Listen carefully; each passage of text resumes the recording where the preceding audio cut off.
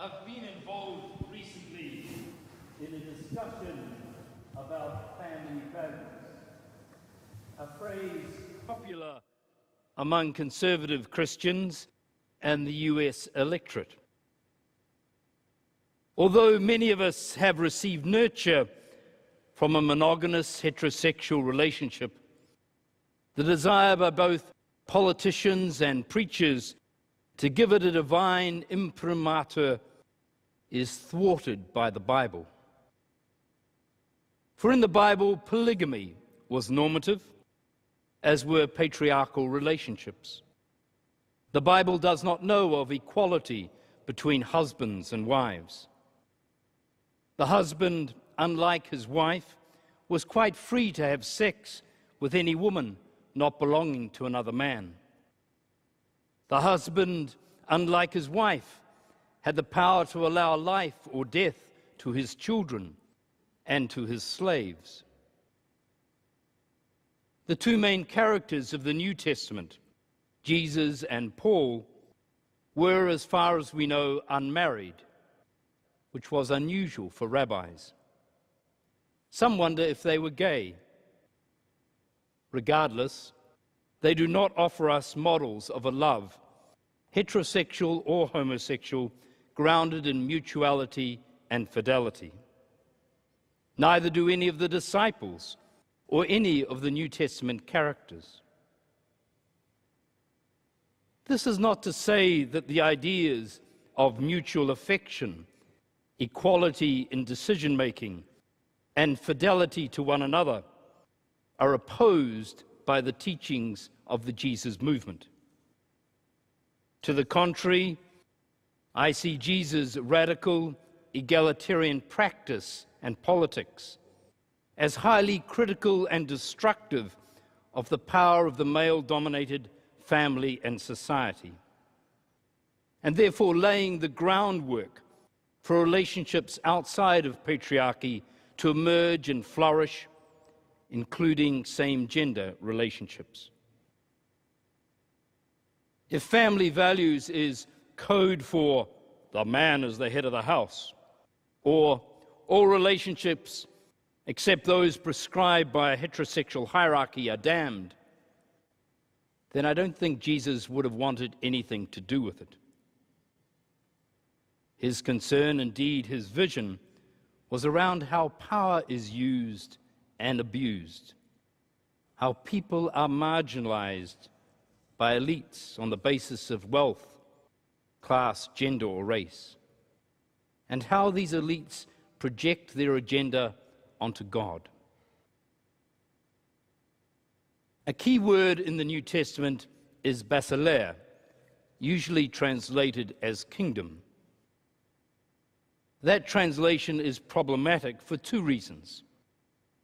King makes assumptions about the gender of the ruler, and dom, or domain, assumes a geographical location.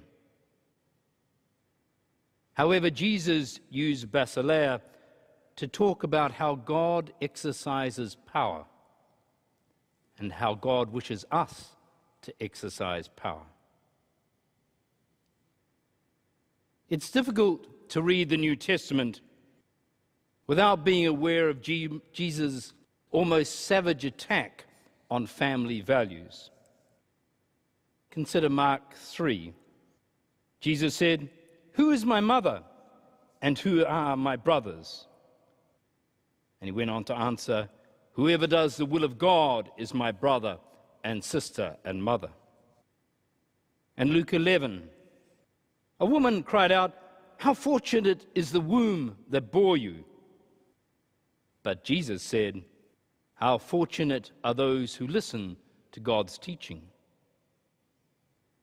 And in Luke 12, our sentence from today, Jesus said, "Do you think I come to bring peace? No, but rather division.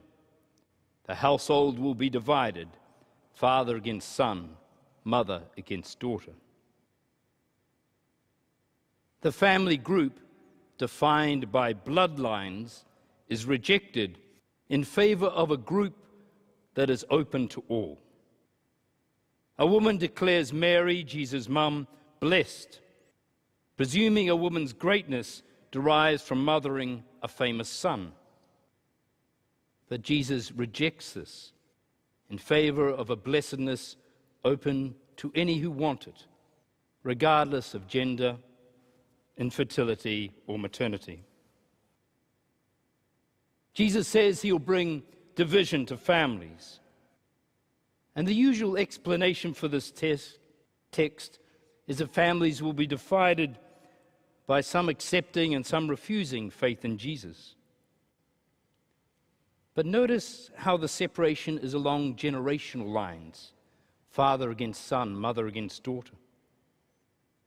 The attack on the family has nothing to do with faith, but everything to do with how power is exercised in the patriarchal household. The family is society in miniature, involving as well as love and nurture, power and control. And in first century Palestine, power was exercised in this hierarchical fashion. And Jesus, contrary to this, visualizes a kingdom that is open equally and accessible to all under God, breaking those boundaries of class and gender and race. It's not only the openness of the kingdom that's important, but how power was wielded within it.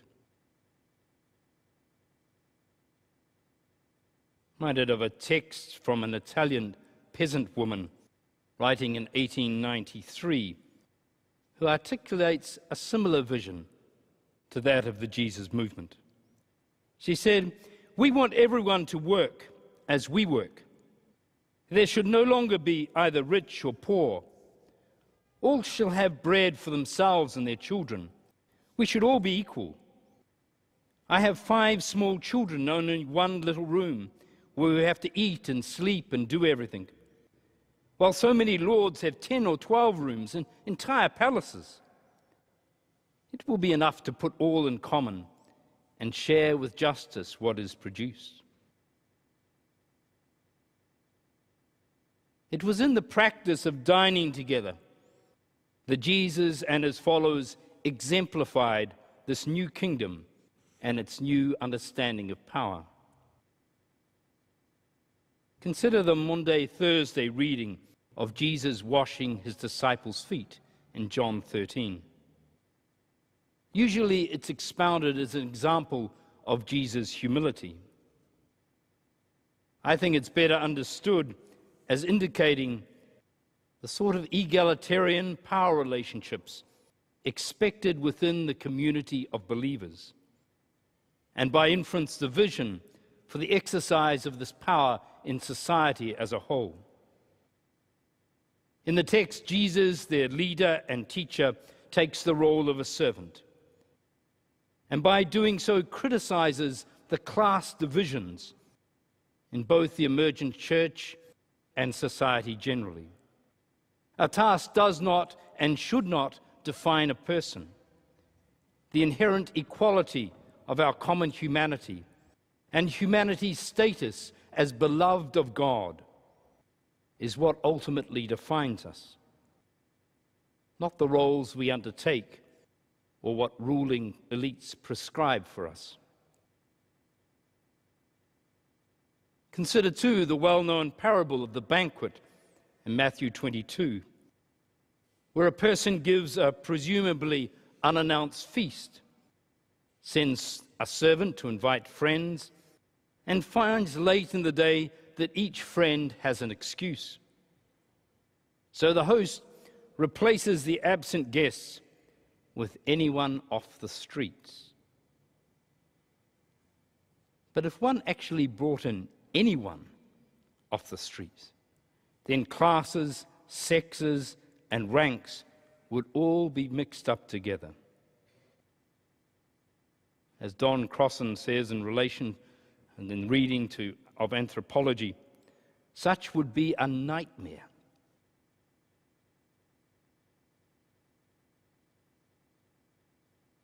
Jesus preached by word and example equality around the table exemplifying in miniature the power structure of society. Is it any wonder that his critics accused him of being the friend of tax collectors and sinners? For he made no appropriate distinctions and delineations. And since women were present, especially unmarried women, the accusation was that he ate with prostitutes, the standard denigrating label for any woman outside appropriate male control. Those labels of tax collectors, sinners, prostitutes, were for those, in the opinion of his critics, people with whom open and free association should be avoided. For the poor, the ill, the ostracized, this egalitarian vision was immensely attractive, just as it was immensely repulsive for those who benefited from the prevailing norms. For the ostracized and rejected, Jesus' vision promised a new family where everyone, rich or poor, male or female, slave or free, were equal siblings under God. The Jesus movement redefined family, just as it sought to redefine both power and God.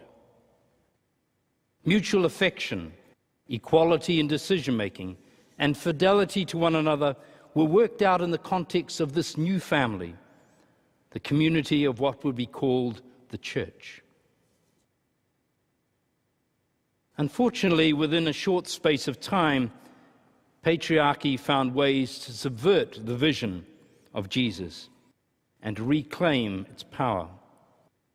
By the time some of the New Testament epistles were being written, it was well on its way to making a comeback, and the leadership of women, the critique of slavery, and the priority of redistributing wealth was under threat of being written out of the collective Christian memory. Today we need to be careful never to sanctify any religious, social, or familial arrangement. Church structures, like bishops, vicars, and parishes, are institutional arrangements, reflecting the desire of individuals to serve God. So let's not pretend that they in themselves are holy, construed and sanctified by God. Likewise, family structures, marriages, civil unions are societal arrangements reflecting our culture at this time and the desire of many to live in mutually affectionate relationships. So let's not pretend that they are envisaged and blessed in the Bible and sanctified by God. For too long, God has been insidiously used as a rubber stamp by the powerful to order society and maintain their hold on power. Rather, it is the love as defined by Jesus, radically egalitarian, mutual and loyal, hospitable and humble, threatening to hierarchy. It is this love known in Scripture and which we try to live out. It is this love that we believe is the very nature of God.